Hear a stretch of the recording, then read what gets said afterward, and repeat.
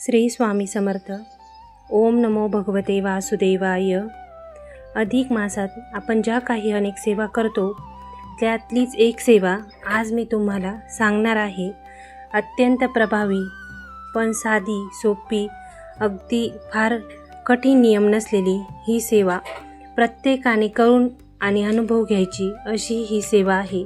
आजपर्यंत ह्या सेवेचा अनुभव असा आहे की 100% ज्या व्यक्तींनी ही सेवा केली त्यांना अगदी अनुभव आलेला आहे आणि त्यांना ह्या सेवेमध्ये व्यंकटेश्वरांनी स्वतः दर्शन दिलेलं आहे. तुम्हाला समजलंच असेल की मी कोणत्या सेवेबद्दल सांगत आहे. तर व्यंकटेश स्तोत्राची ही सेवा इतकी प्रभावी आहे की तुम्ही धनासंबंधित कोणताही प्रश्न असताना ही सेवा जर तुम्ही 3 दिवस 21 दिवस केली तर नक्कीच तुमचे प्रश्न सुटण्यास मदत होते आणि आपल्याला मार्ग सापडतो. कर्जाचा भयंकर डोंगर असला तुमच्यावर आणि तुम्ही कितीही कर्जात बुडालेले असलात, काहीच मार्ग सापडत नसल्यास ही सेवा नक्की करून बघा आणि अनुभव घेऊन बघा. कारण व्यंकटेश्वर म्हणजे श्रीनिवासा गोविंदा हे फक्त धनासंबंधीच प्रश्न असल्यावर आपण ही सेवा करायची आहे. सेवा कशी करायची, साधी आणि सोपी पद्धत, उद्यापन कसं करायचं त्याबद्दल सर्व माहिती या व्हिडिओमध्ये. तर व्हिडिओ शेवटपर्यंत नक्की बघा. तर अधिक मासामध्ये आपण ही सेवा कधी करायची आहे तर तुम्ही कोणत्याही 3 दिवस ही सेवा करायची आहे. सुरुवात तुम्ही एकादशीपासून करू शकता अधिक मासातल्या किंवा बुधवारपासून करू शकता. बुधवार, गुरुवार, शुक्रवार अशा 3 दिवस तुम्हाला ही सेवा करायची आहे. ही सेवा केल्यानंतर तुम्हाला स्वतः अनुभव येईल की ही सेवा किती प्रभावी आहे.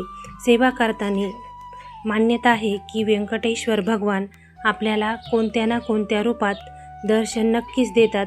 अगदी कुणाला दिव्यामध्ये मोरपीस दिसतो, कुणाला आपल्या पाठीमागे सेवा करत असताना कुणीतरी उभं आहे असं दिसतं, किंवा कुणाला क्षीरसागरात व्यंकटेश्वर वास करत असल्यामुळे पाण्याचा आवाज येतो किंवा समुद्राच्या लाटांचाही आवाज येतो. तर आपल्या सेवेवर अवलंबून आहे आणि आपल्या विश्वासावर अवलंबून आहे की आपल्याला काय अनुभव येईल आणि काय त्याचे फायदे मिळतील. सेवा सुरुवात केल्यानंतर मांडणी कशी करायची, तर निळं वस्त्र घ्यायचं आहे. निळं वस्त्र अंथरून तुम्ही व्यंकटेश्वरांची प्रतिमा ठेवून, नसेल तर बाळकृष्ण ठेवून ही पूजा करायची आहे. पूजेचा वेळ कधीचा आहे तर रात्री 12 वाजता. तुम्हाला अनुभव हवा असेल तर तुम्ही ही सेवा 12 वाजताच सुरू करायची आहे. 11:15ला आंघोळ करून शुचिर्भूत होऊन निळं वस्त्र परिधान करून तुम्हाला ह्या सेवेला प्रारंभ करायचा आहे. सेवा सुरू करण्याआधी तुम्हाला 21 वेळेला व्यंकटेश स्तोत्र पठण करायचं आहे. 21 वेळा म्हणजे 1 मंडल, म्हणजे रोज तुम्हाला 21 वेळा म्हणायचं आहे आणि 1 मंडल पूर्ण करायचं आहे. 21 वेळा म्हणताना 1 ते 8 पर्यंत तुम्हाला जे श्लोक आहेत ते म्हणायचे आहे आणि शेवटच्या 21व्या वेळेला तुम्हाला फलश्रुती म्हणायची आहे. फलश्रुती प्रत्येक वेळा म्हणायची नाही, फक्त 20 वेळा तुम्हाला 1 ते 8 श्लोक पठण करायचे आहे.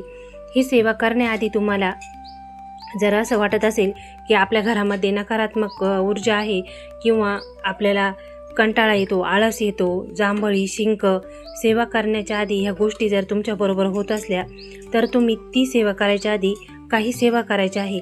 1 माळ स्वामींचा जप घ्यायचा आहे, 1 माळ विष्णू गायत्री मंत्र घ्यायचा आहे आणि 1 माळ तुम्ही आई भगवतीचा घ्यायचा आहे.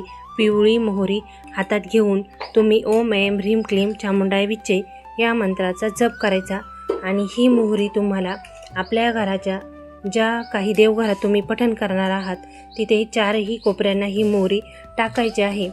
ह्याने काय होतं की आपल्याला सेवा करताना जो होणारा त्रास आहे त्या त्रासाचं बंधन होतं आणि 4ही दिशांनी आपलं संरक्षण होतं. म्हणून हा उपाय करून सेवेला बसायचा आहे.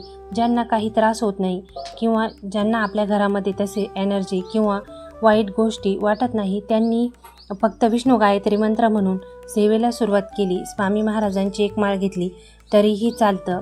ही सेवा 12 ते 12:30 या वेळेमध्ये तुमची पूर्ण होते. आता नैवेद्य कोणता दाखवायचा, तर 3 दिवस तुम्ही सेवा करत असताना फक्त दुधाचा नैवेद्य दाखवला तरीही चालतं आणि शेवटच्या दिवशी उद्यापन घालायचं असतं. 3 दिवस सेवा झाल्यानंतर तुम्ही शेवटच्या दिवशी जी पिवळी खिचडी असते, ज्याला आपण मूग डाळ खिचडी म्हणतो, तिचा नैवेद्य करायचा आहे, शिऱ्याचा प्रसाद करायचा आहे किंवा जो कोणता गोड पदार्थ तुम्हाला बनवायचा असेल तो बनवून आणि नैवेद्य दाखवायचा आहे. तर 3 दिवस नियम कोणते पाळायचे, तर याला कोणतेही नियम जास्त नाहीत, फक्त ब्रह्मचर्य व्रताचं पालन. त्यानंतर तुम्हाला 12 वाजता म्हणजे 11:45ला आंघोळ करूनच ही सेवा करायची आहे. आपण सकाळी जरी शुचिर्भूत झालेलो असलो तरीही आपल्याला ही व्यंकटेश सेवा करताना आधी स्वच्छ आंघोळ करून स्वच्छ कपडे परिधान करून आणि नंतरच सेवेला बसायचं आहे.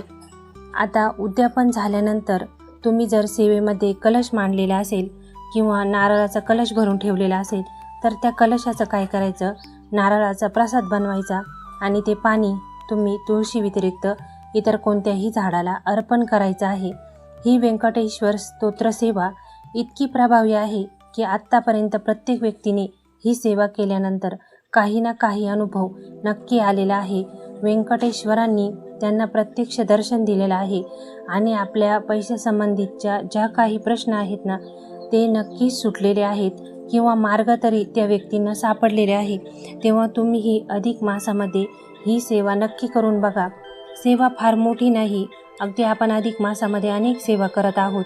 सत्यनारायण सेवा, गोपद्म सेवा, त्यानंतर गुरुचरित्र पारायण, त्यानंतर आई भगवतीची लवंगांची सेवा, त्यामध्ये तुम्हाला ही एक सेवा ही करायची आहे.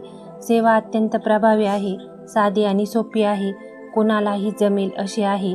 आणि तुम्ही जर संस्कृत व्यंकटेश स्तोत्र पठण करणार असाल तर ते स्तोत्र पठण करा, कारण ते स्तोत्र म्हणण्यासाठी छोटं आहे आणि आपलं कमी वेळा स्तोत्र पठण करून होतं.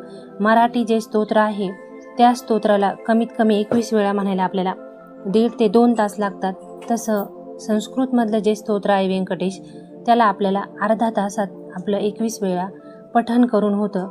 फक्त पठण करताना ध्यान एकाग्र असावं आणि आपली जी काही प्रार्थना असावी ती सात्विक असावी, विचारही सात्विक असावे, मनात इतर विषय भावांबद्दल मनात काहीही विचार नसावा आणि नंतरच ह्या सेवेला बसावा.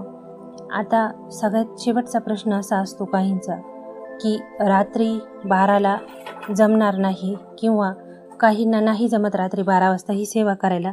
त्यांनी काय करायचं आहे, कमीत कमी 3 वाजता उठून तुम्हाला ब्रह्ममुहूर्तावर ही सेवा करायची आहे. याचाही रिझल्ट चांगलाच आहे. पण जे कोणी रात्री 12 वाजता सेवा करतात ना त्यांना नक्कीच खूप छान अनुभव आलेले आहेत. जर तुम्हाला जमत नसेल तर तुम्ही ब्रह्ममुहूर्तावर 3 वाजता पहाटे ही सेवा करायची आहे. फक्त निळं वस्त्र आपण स्वतः घालायचं आहे आणि तुम्हाला निळ्याच बसण्यावर व्यंकटेश्वरांची स्थापना करायची आहे. 3 दिवस एकच स्थान बसण्यासाठी आणि व्यंकटेश्वरांचीही जे काही फुलं वगैरे आपण वाहतो ते निर्माल्यही तुम्हाला 3 दिवस तसंच ठेवून नंतर पाण्यात प्रवाहित करायचं आहे किंवा झाडाच्या बुंद्याशी ठेवायचं आहे. अशी छोटी पण अत्यंत प्रभावी सेवा तुम्ही ही अधिक मासामध्ये नक्की करून बघा. स्वामी तुमच्या सर्व चांगल्या इच्छा पूर्ण करो, हीच महाराजांचरणी प्रार्थना. श्री स्वामी समर्थ. ओम व्यंकटेश्वराय नमः.